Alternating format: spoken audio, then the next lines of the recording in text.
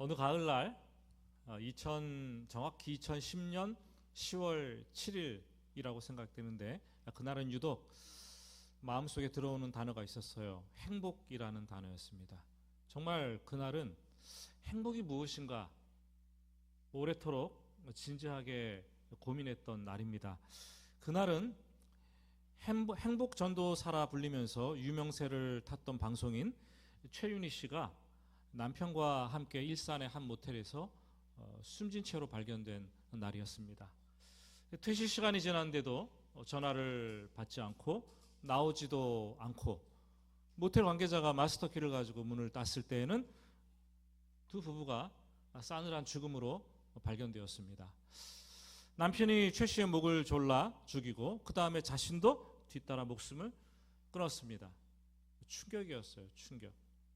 그렇게 맑고 명랑하고 행복한 얘기를 해주었던, 행복하라고 했던 그 사람이, 행복 전도사가 어떻게 그렇게 싸늘한 죽음으로 세상을 마감할 수 있었을까? TV에 나와서 삶의 원동력이 행복이라고, 다들 행복하시라고 입이 마르고 닳도록 그 전파했던 행복 전도사, 왜 그렇게 인생의 마지막 비참한 죽음을 맞이해야 됐을까? 저는 그날 고민을 했어요. 행복이란 뭔가?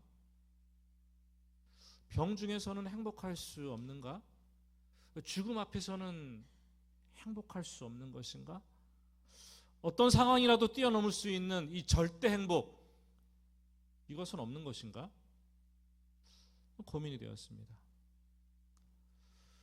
오늘 모세는 지금 광야 생활을 40년을 마쳤습니다. 그리고 자기 인생 끝자락 120세 종착역에 도착했습니다. 이제 죽음이 한 달여 남겨두고 있습니다. 인생을 되돌아보니 참으로 굴곡진 인생, 힘든 고달픈 인생이었습니다. 나일강에 버려진 아기, 이집트 공주의 아들로 입양된 왕자, 그리고 같은 동족 살인, 도피 생활 40년. 이전에는 내 인생이 왜 이래야 되는지 이해할 수가 없는 거예요. 도무지 이해할 수가 없는 거예요. 그런데 80세가 되었을 때 하나님으로부터 출애굽이라는 사명을 받고 그때는 내가 왜 그래야만 됐는지 비로소 인생이 해석되기 시작을 했습니다. 여러분, 살다 보면 인생이 해석되는 때가 와요. 그럼 그때가 여러분 인생의 클라이막스예요. 클라이막스. 그때부터 인생이 뭔가 알아가기 시작하는 거죠. 모세의 사명은 출애굽이었지 입 가나안이 아니었습니다. 모세의 사명은 지금 120세 딱 거기까지, 광야 40년을 마치는 딱 그 순간까지, 거기까지였어요.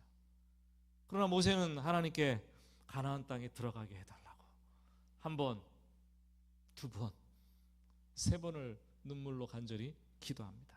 그때마다 하나님은 냉정하게 NO 말씀하십니다. 그때 저 같았으면 인생을 참 비관하면서 인생 비가를 불렀을 거예요. 내 인생 참 비참하다, 불쌍한 인생이로구나. 죽음도 맞닥뜨렸죠. 가나안 땅도 들어가지 못하죠. 그런데 오늘 모세는 자기 인생 120년을 마무리하면서 행복을 노래합니다. 절망 앞에서, 죽음 앞에서, 광야길에서 자기도 행복한 사람이고 지금 자기가 죽고 남아있는 광야길에 서 있는 이스라엘 백성들도 행복한 사람이로다. 행복을 예찬하는 거죠. 오늘 말씀을 나누면서 저는 여러분들과 함께 참 행복이 진짜 무엇인가 진지하게 고민하는 시간이 되기를 바랍니다. 26절을 보시면 이렇게 시작을 합니다. 여수르니여, 하나님 같은 이가 없도다. 그가 너를 도우려고 하늘을 타고 궁창에서 위엄을 나타내시는도다. 여수른이 누굽니까? 여수른, 히브리어로는 예슈른이라고 불러야 됩니다. 예슈른을 좀 우리가 듣기 편하게 한국어로 여수른이라고 표현을 했는데, 어떤 분은 자기 아들의 이름을 여신데 수른이라고 짓더라고요. 여수른 짓는 것도 봤는데요. 이게 뭡니까? 성경에 딱 4번 나오는 아주 희귀한 단어예요. 그런데 이 4번 중에 3번이 모세가 사용했어요. 신명기에서 사용했어요. 그리고 한 번은 이사야 선지자가 사용을 하게 됩니다. 하나님께서 부르시는 애칭, 별칭, 이스라엘을 너무나 사랑스러워 하시면서 부를 때 예슈룬, 여수룬 이렇게 부른다라는 거죠. 그 뜻은 올바른 자, 정직한 자, 올곧은 자. 그래서 하나님께서 너무 사랑스러워서 막 견딜 수 없을 때 여수룬 부르죠. 마치 우리가 집에서 어머니들이 아기를 낳고 힘써 자녀를 키울 때 그 아기가 커가는 것을 보면서 얼마나 사랑스럽습니까? 그렇죠? 그래서 사랑스러워서 어느 날은 막 꼭 껴안고 아이고 내 새끼 하고 막 쪽쪽 빨고 그냥 꼭 껴안아주지 않습니까? 아이고 내 새끼. 하나님은 저와 여러분들을 여수른 부르면서 이렇게 사랑스러우시는 거예요. 여수른 같은 여러분들 되시기를 주님의 이름으로 축복합니다. 그런데 오늘 33장을 보고 있지만 사실 32장을 보면은 모세는 이스라엘을 여수른이라고 부르면서 아주 호되게 책망하는 장면이 나옵니다. 32장 15절 말씀인데요. 그런데 여수르나 기름짐에 발로 찼도다.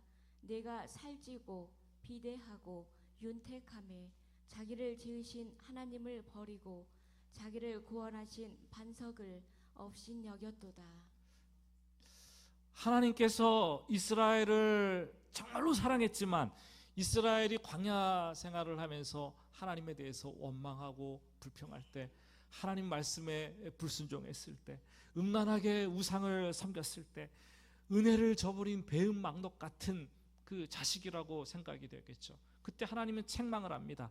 그러나 그때도 이스라엘을 가리켜서 여수름, 여수름이 기름짐에 발로 찼도다. 살찌고 비대해졌구나. 그렇게 표현을 하십니다. 엄마가 자식이 너무 사랑스러울 때도 아이고 내 새끼 그러지 않습니까? 근데 자식이 막 오지게 말을 안 듣고 하지 말라는 것만 골라서 할 때가 있어요. 그때 뭐라 합니까? 어이씨 이 새끼 너 혼날래? 죄송합니다. 아침부터 새끼라는 말을 써서. 예. 근데 이게 정말 이 같은 단어인데 느낌이 전혀 다른 거 아니겠습니까? 너무 다른 거예요. 이 죽이지도 못하고 살리지도 못하는 이 애증의 표현을 갖고 여수른 이렇게 32장에서는 말씀하고 계시는 거죠. 그리고 오늘 33장 5절에서도 또 한 번 말하고 있습니다. 여수른에 왕이 있었으니 곧 백성의 수령이 모이고 이스라엘 모든 지파가 함께 한때로다. 예. 하나님은 우리가 자주 실패하고 자주 넘어질다 할지라도 하나님을 왕으로 삼고 하나님 말씀을 섬기면서 여수른답게 살기를 원하십니다. 그래서 여수른에 왕이 있었으니 내가 너희들의 왕이다. 너희는 나의 백성이다. 말씀을 주시는 것입니다. 그리고 우리가 오늘 읽은 본문 33장 26절에서 모세가 자기 인생 120년을 마무리하면서 출애굽한 이스라엘 백성들의 광야 생활 이 40년을 마무리하면서 여전히 하나님의 사랑하는 이스라엘 백성이다. 여수를 상기시키고 있는 거예요. 여러분, 우리도 부부 생활을 하면서 사랑해 자주 말해줘야 돼요. 상기시켜줘야 돼요. 말 안 하면 사랑하는지 모릅니다. 말로 표현해 주셔야 돼요. 신앙생활 하면서도 마찬가지입니다. 서로 사랑한다고 상기시켜 주셔야 되는 거예요. 여수른 모세는 그걸 반복하고 있는 거죠. 하나님은 미우나 고우나 우리들을 향해서 여수른이라고 불러주십니다. 죽을 때까지 그냥 여수른이라고 불러주는 거예요. 집 나간 탕자가 허랑방탕하다가 집에 돌아오면서 혼잣말로 그 대사 연습을 계속하잖아요. 뭐라고 연습했어요? 그렇게 연습합니다. 나는 죄를 지어서 더 이상 아버지의 아들이 아니니 종이라고 불러 주시옵소서. 이 말을 돌아오면서 아버지를 만났을 때 이 말을 대사를 해야지. 계속 연습. 나는 아버지의 아들이 아니고 종이라고 불러주시옵소서. 계속 연습을 하는 거예요. 아들이 집에 돌아오니까 아버지가 멀리서 보고 달려나가서 입을 맞추고 치근히 여기면서 부르는데, 내 아들아, 내 아들아, 내 아들아. 여전히 내 아들로 불러주시는 거죠. 여러분, 하나님은 우리가 이제까지 어떤 삶을 살았는지, 우리가 얼마나 방탕한 삶을 살았는지, 우리가 무엇을 어떻게 탕진했는지 관심이 없습니다. 돌아오기만 하면 여전히 내 사랑하는 아들이다, 여술은이라고 불러주십니다. 세상에 하나님 같은 분이 어디 있겠어요, 여러분? 오늘 그래서 26절을 다시 보면 모세는 여술은이여 하나님 같은 이가 없도다 말씀을 하시는 거예요. 이거 세상 사람들한테 기대하면 안 돼요. 세상 사람들은 감정에 따라 휘둘리고 상황에 따라 변하는 거 아니겠습니까? 어제 사랑했다가도 오늘은 적이 되고 원수가 되는 게 세상 사람들이에요. 그러나 하나님은 항상 우리가 죽을 때까지 여술은 하나님 같은 이가 없도다. 26절 이어서 보면 그가 너를 도우시려고 하늘을 타고 궁창에서 위엄을 나타내시는도다.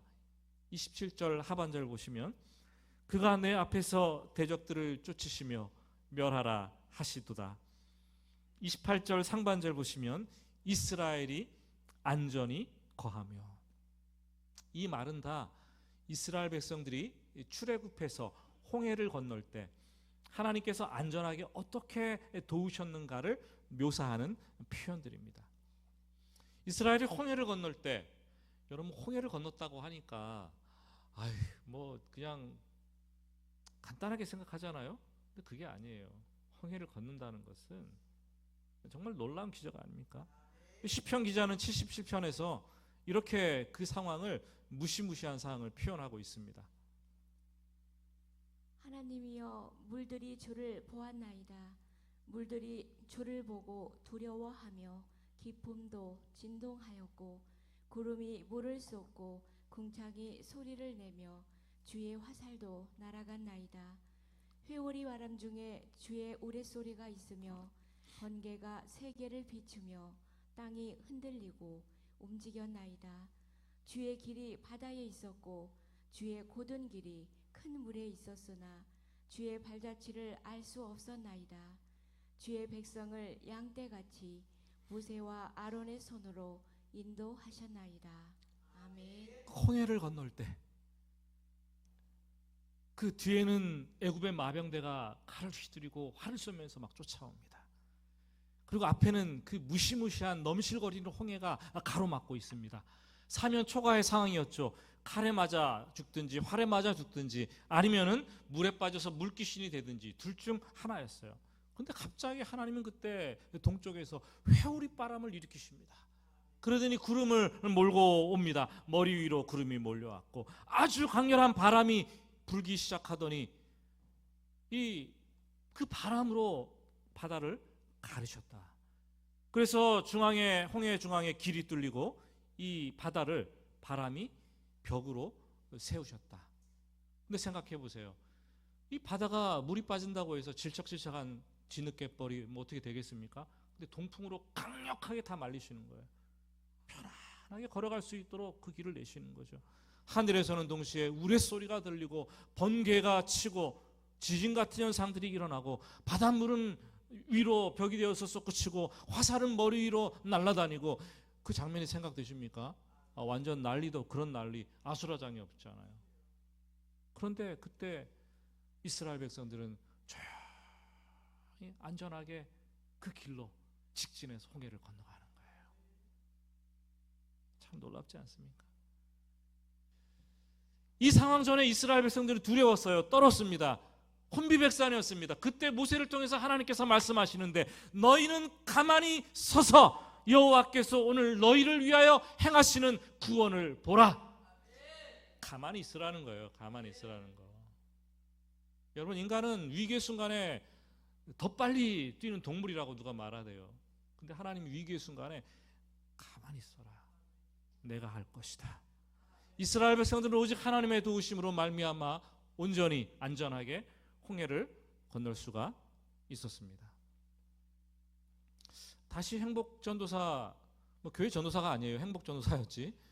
그 최윤희 씨를 생각해 보면 그 죽음의 현장에서 유서가 남겨졌어요. 심장 질환과 지병을 염려하면서 인생을 비관하는 내용이 담긴 유서를 남겼는데 그렇게 쓰여 있었어요. 저는 행복하게 살았습니다. 작은 일에도 최선을 다하면서 열심히 살았습니다. 그런데 2년 전부터 몸에 이상이 생기고 여기저기 경계경보가 울렸습니다. 그래도 감사하고 희망을 붙잡으려고 노력했는데 통증에 시달리다 보니 더 이상 살기 어려웠고 남편은 나를 혼자 떠나보내기 힘든 마음에 어려워서 동반으로 떠나갑니다. 그 유서를 남겼어요. 사람들은 그때 많은 얘기를 했어요. 행복전도사인데 정말 행복이 뭔지 모르는 거 아니었어? 아휴, 행복전도사라는 타이틀이라는 옷맛 입은 것에 불과하네. 비난을 했죠 많이. 행복하다는 사람이 어떻게 행복을 전하는 사람이 저렇게 할 수 있을까? 여러분, 갑자기 찾아온 질병은 삶의 질을 너무나 떨어뜨려요. 경험해 본 사람들은 다 아실 겁니다. 저도 50견이 와갖고 엘보도 오고 이 한쪽 팔을 거의 6개월 동안 잘 쓰지 못하고 하루에 3시간씩밖에 못 자면서 주무르고 너무 아파가지고 깨니까 그렇게만 아파도 삶의 질이 막 다운되는데 너무 삶이 힘들더라고요. 근데 하물며 이 중병이 찾아올 때는 생사를 그 병 때문에 헤맬 때에는 더 이상 행복하지 않다고 여기게 되겠죠. 불행하다고 여기게 되겠죠. 내 힘으로는 어쩔 수 없는 그 위험한 위기의 순간이 도래하게 되면은 너무 고통스러워서 그냥 차라리 죽을까? 죽는 것이 더 낫지 않을까? 이런 생각이 들지 않겠습니까? 마치 홍해 앞에 선 것처럼 혼비백산하면서 어떻게 해야 되나 놀라고 또 놀랐겠죠. 벼랑 끝에 서 있는 것이죠. 그때는 아무것도 할 수 없고 그냥 가만히 서 있는 거예요.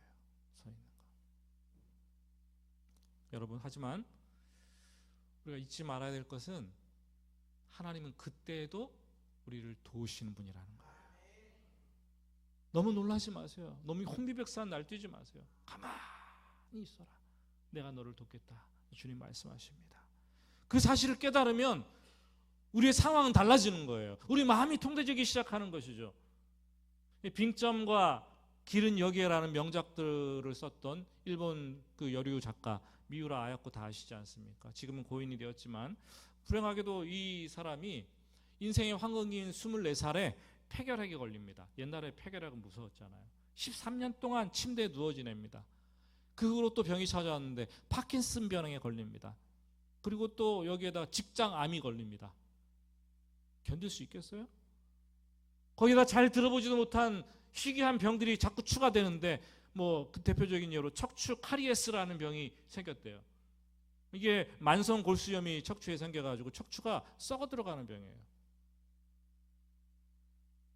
극심한 고통을 느끼면서 아마 최윤희 씨처럼 절망하고 여러 차례 죽으려고 했다고 합니다. 그런데 그분은 다른 삶을 살았어요.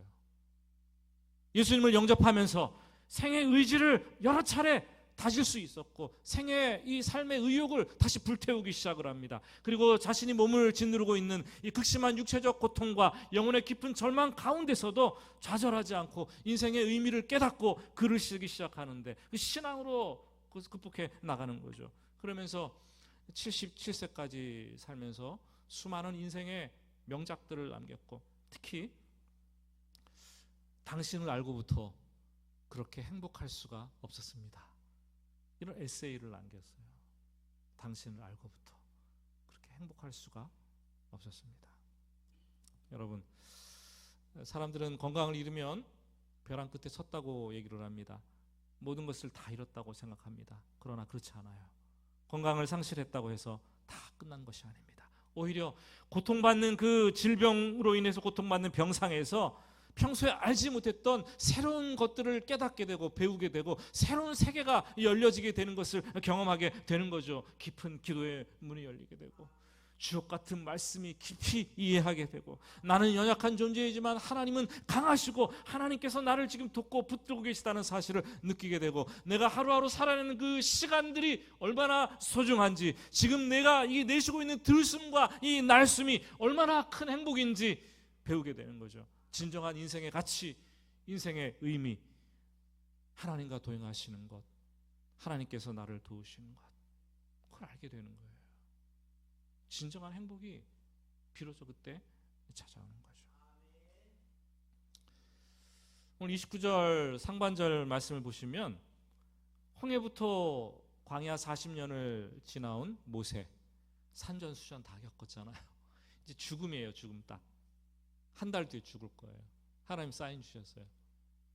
그런데 하나님의 도우심을 이제까지 경험했던 모세는 감격해서 선포하는 거예요. 이스라엘아 너는 행복한 사람이로다.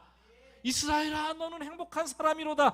여호와의 구원을 너같이 얻은 백성이 누구냐. 전 이 말씀을 준비하면서 선포했어요. 석연아 너는 행복한 사람이로다. 하나님의 구원을 너같이 받은 사람이 누구더냐. 한번 따라서 해봅시다. 성연아. 여러분들 이름 넣어야죠. 제 이름을 넣으면 어떡해요. 여러분들 이름 넣어서 해봅시다. 성현아 너는 행복한 사람이로다. 여호와의 구원을 너같이 얻은 자가 누구냐. 너무 약했어요. 우리 옆에 있는 성도님들 바라보고 한번 합시다. 옆에 있는 성도 이름 아십니까? 한번 이름을 부르면서 호칭 다 떼고 이름 부르면서 누구야 너는 행복한. 시작.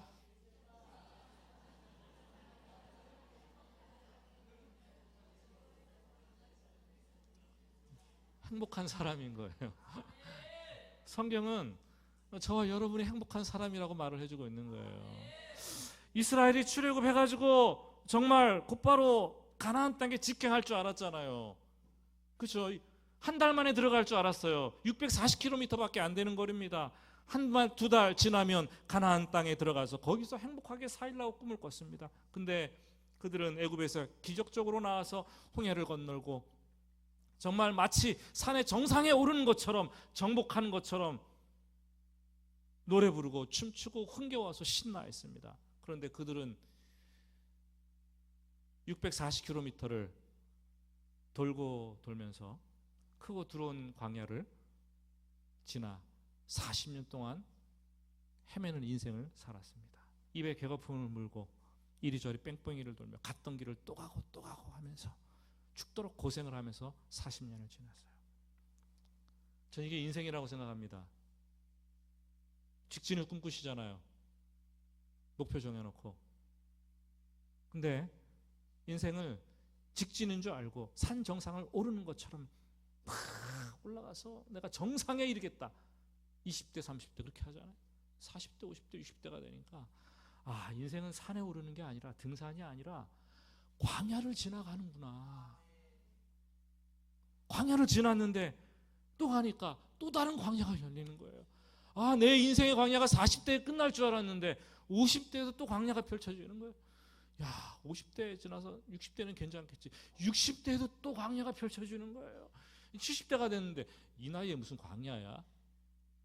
근데 또 다른 광야가 펼쳐지는 거예요. 언제까지 광야예요? 죽을 때까지 광야예요. 인생은 등산이 아니라 광야를 지나가는 거예요. 정말로 모세는 그 사실을 깨달으면서 외치는 거예요. 그 광야길을 지나갈 때 우리를 구원하시는 분, 우리를 도우시는 분, 그 하나님이 있다면 너는 행복한 사람이로다. 이스라엘 백성들은 그 광야길을 지나면서 틈만 나면 외쳤어요. 왜 우리를 이 끔찍한 곳으로 데려와서 죽게 하는가? 왜 우리가 죽을 데가 없어서 애굽에서 죽지 광야에서 죽어야 되는가? 여기는 씨도 못 뿌리잖아. 먹을 것도 없잖아. 무화과 나무도 없고 포도나무도 없고 석류도 없고 마실 물조차도 없고 하늘에서 내리는 이 음식은 지긋지긋한데 이게 도대체 뭐냐? 광야에서 이것도 없고 저것도 없고 아무것도 없다. 결핍을 느낀 거예요. 결핍. 광야는 결핍한 곳이에요. 인생을 살면서 얼마나 부족하다고 느끼십니까? 그걸 느끼는 순간 행복은 싹 사라지는 거예요. 우리도 인생을 살면서 이런 상황에 도달할 때가 한두 번이 아니죠. 내가 가는 인생길이 너무 힘들어서 조바심이 나서 고통스럽습니다. 어떨 때는 내가 처한 이 상황이 풀 수 없어서 끔찍해 보입니다. 통장에 잔고가 바닥이 나서 노심초사하고 집에 쌀이 떨어져서 어떻게 걱정을 하고 내 힘으로는 아무것도 시작할 수도 버릴 수도 없는 상황이 될 수도 있고 내 몸에 하나 남은 내 몸에 자신이 있었는데 이 질병이 생겨서 정말 어찌할 수 없는 시간이 다가오기도 합니다. 그러면 우리는 깨달아야 돼요. 지금 내가 광야를 지나가고 있구나. 이스라엘은 수르 광야, 시내 광야, 신 광야, 르비딤 광야, 바란 광야, 끝없이 크고 두려운 광야를 지나갔습니다. 그리고 지금도 모압 평지 광야의 벌판에 진을 치고 있습니다. 그런데도 불구하고 모세는 이스라엘 백성들을 향해서 외칩니다. 이스라엘이여, 너는 행복한 사람이로다.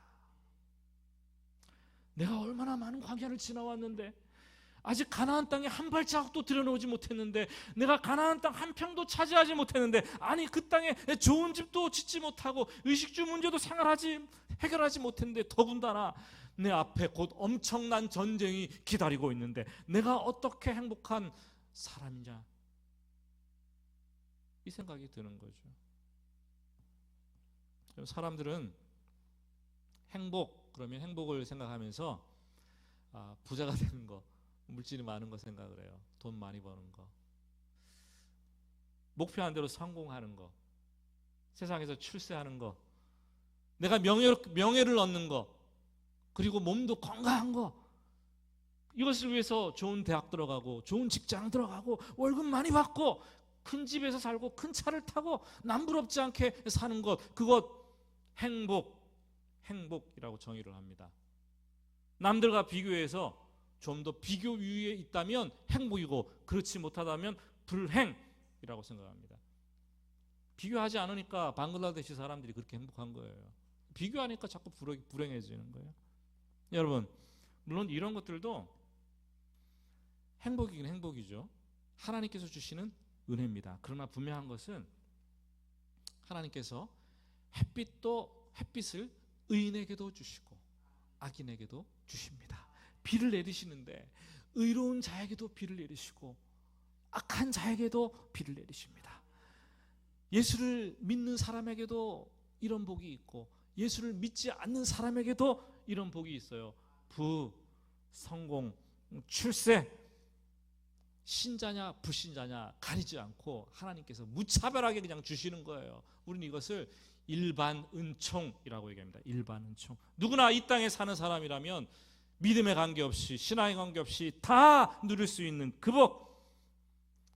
이렇게 성공한 사람들이 행복한 사람들이라고 보여주는 곳이 세상인 거예요. 세상. 그리고 미디어가 바른 세상을 보여주지 않습니다. 미디어는 자꾸 이렇게 성공한 사람들이 행복한 사람이라고 알려주는데 미디어의 특징은 바른 세상을 보여주지 않습니다. 미디어를 모르면 세상을 모르게 되고 미디어를 많이 보게 되면 세상을 오해하게 되는 거예요. 자꾸 TV, 유튜브 보면서 부럽다, 나는 불행하다, 저 사람은 얼마나 행복할까. 여러분, 문제는 예수 믿는 사람들도 이런 세상의 복이 마치 하나님께서 주시는 진짜 행복인 것처럼 믿고 신앙생활하고 있다라는 거예요. 성경보다 미디어에 점령당하고 있어요. 그러면서 그 복을 달라고 예수 믿는데 왜 안 주냐고, 이렇게 신앙생활 열심히 하는데 왜 안 주냐고. 기복주의 아닙니까? 그게 기복주의인 거예요. 여러분, 예수 안 믿어도 그런 복 받을 수 있어요. 그거 원하면 교회 안 다녀도 괜찮은 거예요. 괜찮아요. 이런 것들을 다 갖추고도 자살하는 사람들 얼마나 많습니까? 솔로몬이 그 큰 복을 누렸음에도 불구하고 헛되고 헛되니 모든 것이 헛되도다. 그게 진짜 행복인가요? 세상에서 조작된, 미디어에 의해서 조작된 가짜 거짓 행복이 아니겠습니까? 참된 행복은 이 땅의 조건에 달린 것이 아니에요. 성경은 구원받은 백성들의 삶, 광야에서도 오시는 하나님을 누리고 경험하는 삶, 영원한 생명을 약속받은 그 삶, 그것이 진짜 행복이라고 얘기를 하는데, 오늘 우리에게 모세는 광야에 있는 그 이스라엘 백성들에게 그래서 너는 행복한 사람이로다 말씀을 주시는 것입니다. 너는 행복한 사람이로다. 말씀을 정리합니다. 사랑하는 여러분, 사람이 사는데 육적인 것 필요합니다. 중요합니다. 지극히 여러분 필요합니다. 그러나 우리 사람이 사는 중요한 문제는 육적인 문제보다 영적인 문제가 훨씬 더 중요합니다. 아무리 돈 잘 벌고 좋은 집, 좋은 직장, 잘 먹고 잘 입고 잘 살아도 우리 영혼이 광야 같은 인생길에서 하나님을 만나지 못한다면, 영혼을 구원해 주시는 하나님을 만나지 못한다면, 정말로 죽음에서 생명으로 우리 시간을 건져 올리시는 그 하나님을 만나지 못한다면 영혼은 시름시름 병들어서 죽어가고 있는 거죠. 예수를 믿고 신앙생활 한다고 교회 다닌다는 것은 광야 같은 인생길을 지나면서 그 아버지를 만나는 거예요. 그 아버지의 품에 안기는 것입니다. 그래서 모세는 신명기를 시작하면서 신명기 1장 31절 말씀에서 이렇게 얘기를 하고 있습니다. 신명기 1장 31절 우리 같이 한번 읽어보겠습니다. 광야에서도 너희가 당하였거니와 사람이 자기의 아들을 안는 것 같이 너희의 하나님 여호와께서 너희가 걸어온 길에서 너희를 안사 이곳까지 이르게 하셨느리라. 그리고 31장 6절에서 또 묻습니다. 그는 너의 아버지가 아니더냐? 아버지가 아니더냐? 사람의 행복은 육적인 문제가 아닙니다. 영적인 문제입니다. 광야를 지나가는 사람들에게 하나님의 안아주심이 절대적으로 필요하고 하나님 아버지의 아버지 되어주심이 절대적으로 필요한 거죠. 울고 싶을 때 그 품에 안겨서 마음껏 울 수 있고 위로받을 수 있어야 되죠. 힘들 때 원망과 불평을 토로할 때 하나님께서 그래도 여수른이라고 불러주실 그 음성을 들어야겠죠. 주님께서는 그래서 수고하고 무거운 짐진 자들아 다 내게로 오라. 내가 너희를 쉬게 하리라. 너희가 크고 두려운 인생길을 광야길을 지나가는 동안 천국까지 이르는 동안 내가 너를 도와주겠다. 너를 안전하게 지켜주겠다. 그것을 누리는 것이 참 행복입니다. 그래서 베드로 사도는 그런 얘기를 했어요. 우리가 인생을 살면서 잠깐 근심할 수 있으나 그러나 거기서 매이지 않는다. 중병이 찾아오고 사업이 잘 안 풀리고 돈이 떨어지고 문제가 생기면 잠깐 근심할 수 있어요. 왜요? 세상에 살기 때문에. 그러나 우리는 세상에 살지만 하나님과 같이 사는 사람들이에요. 이 광야를 하나님과 같이 지나는 사람들이에요. 잠깐 근심하지 죽을 때까지 근심하는 사람들이 아니에요. 작년에 근심했는데 오늘도 근심하고 또 근심하고. 여러분, 오늘부터 시작되는 대각성 전도 운동은 먼저 내가 예수를 믿고 얼마나 행복한 사람인지를 깨닫는 것에서부터 시작하는 거예요. 그리고 나서 내가 누리는 이 행복을 나만 누리는 것이 아니라 내가 사랑하는 다른 사람들에게 전해 주어야겠다 작정하는 것이죠. 그들은 인생이 아직도 산인 줄 알고 등산을 하고 있어요. 지치고 힘들고 고단해하고 있어요. 그런 사람들에게 인생은 산이 아니야. 광야를 지나가는 것이야. 너무 지쳤어? 좌절했어? 절망했어? 죽을 것 같아? 괜찮아. 하나님께서 함께 하시면 갈 수 있어. 그걸 가르쳐주는 게 행복한 만남의 시간입니다. 우리는 작정하고 그들에게 다가가서 얘기를 해야 될 거예요. 당신이 더 행복했으면 좋겠어요.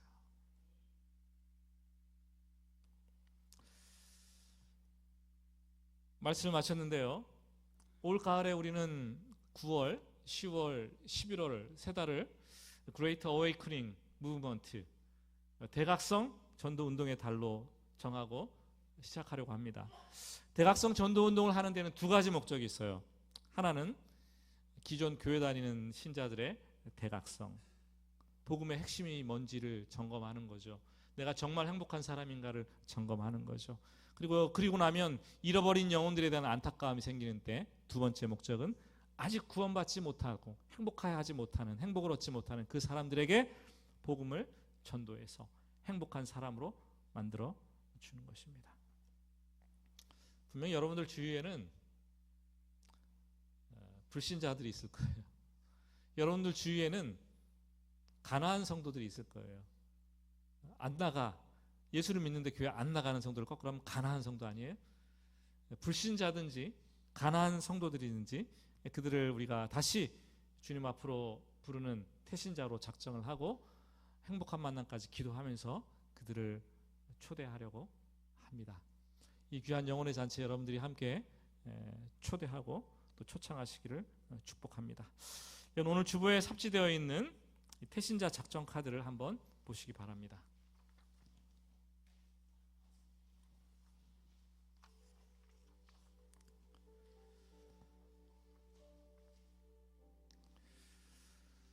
볼펜이 없는 분들은 손을 들어주시면 우리 새가족 팀에서 도움을 드리도록 하겠습니다.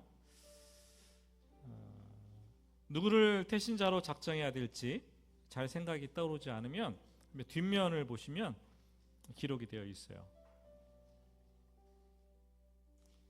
1명, 2명, 3명 체크를 하시고 앞부분에다가 똑같이 2번을 쓰시는데 윗부분은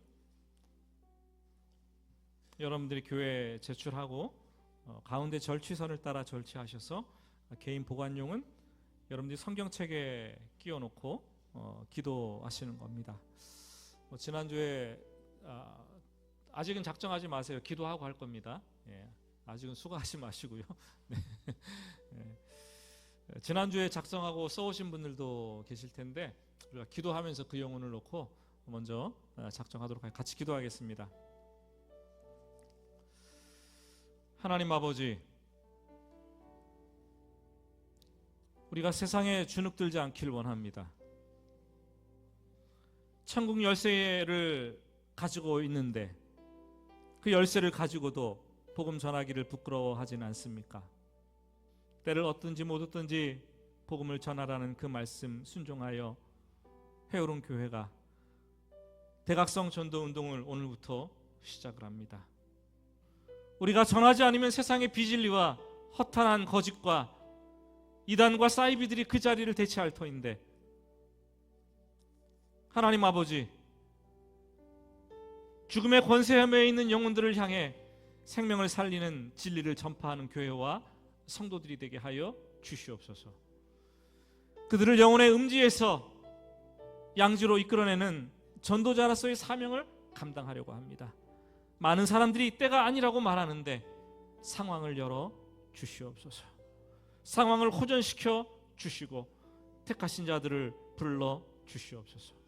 오늘 마음에 품고 작정하려고 하오니 주님께서 인도하시고 역사하여 주시옵소서. 예수님의 이름으로 기도드립니다. 아멘. 영상을 간단하게 보고 작정하겠습니다.